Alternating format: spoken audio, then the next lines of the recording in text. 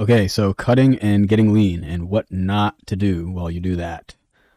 So number one would be lots of people, they say they want to cut, and get lean. Like I was talking to this one guy, and he said he actually stopped cutting because his performance was going down way too much for his liking.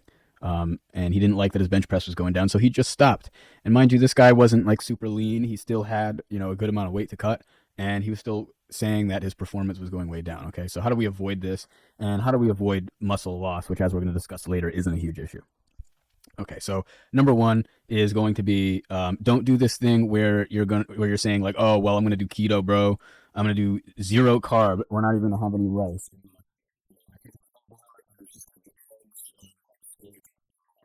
So we're not gonna do that.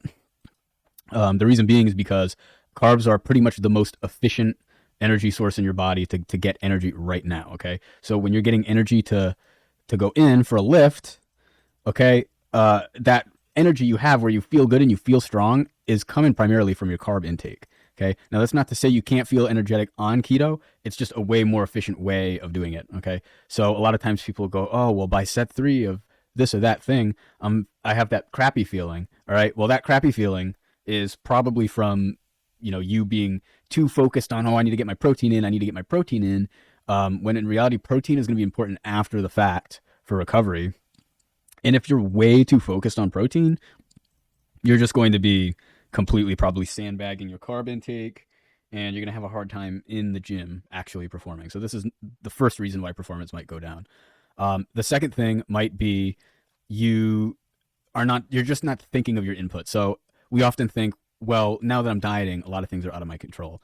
And you might have heard from some influencer, oh, don't change your training just because you're cutting. But we're going to talk about that. So, when your calorie intake is high, okay, and your carb intake is high, more than it needs to be, you have kind of this safety net where you can kind of do sets and sets and sets and sets and do all this past failure stuff and drop sets and really tire yourself out. And it doesn't matter because you're in an optimal environment to deal with fatigue. So in a few days, you'll be recovered anyway, just because you have so much energy coming in. Okay. Well, say this is your training here.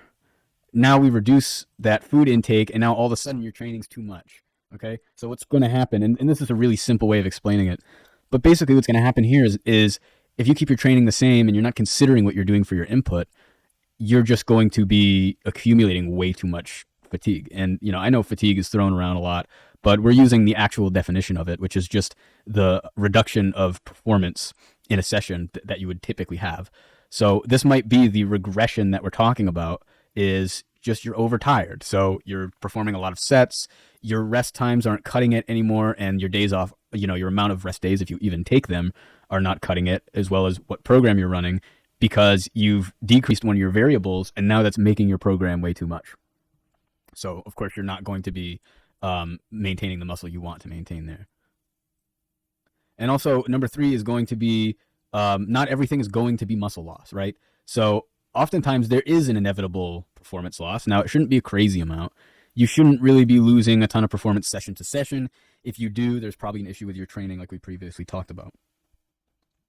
But a lot of guys will say, "Well, I'm losing muscle, because my bench press last week I was doing 225 for 6, and today I only got it for 4, and the fifth rep was like, no, I'm not doing that.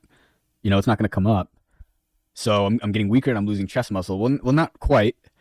A lot of times for the compound lifts, there's very dependent on leverage, right? So if your overall body mass goes down, well, now you're just going to have worse leverage to do this lift. So now your previous 6 is more like your 4.5 reps now, just because of the change in leverage.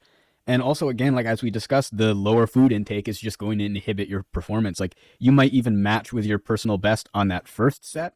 But subsequent sets, I mean, you're going to be going down way more than you'd see in an environment where you have that safety net of, more food to kind of, keep you strong. So stuff like fatigue and feeling under the weather and brain fog is going to accumulate much more if you're not getting the necessary amount of carbs in, and you're trying to lift as high intensity as you used to when you were doing a bulk. Okay. So I have a few slides on this that are going to go a little more. It's kind of partly a TLDR and partly going into a little more depth on things that I didn't cover here. But that's going to be the next 3 slides of this post. So check that out if you're interested. But yeah, that's really the main three things I'd say that people get wrong about their cuts. I've done it. I've seen people do it. I've, coached people and caught them about to make those mistakes, and we've fixed it up. So, um, yeah, those would be the number one things I would say that could mess up your cut if you do these things.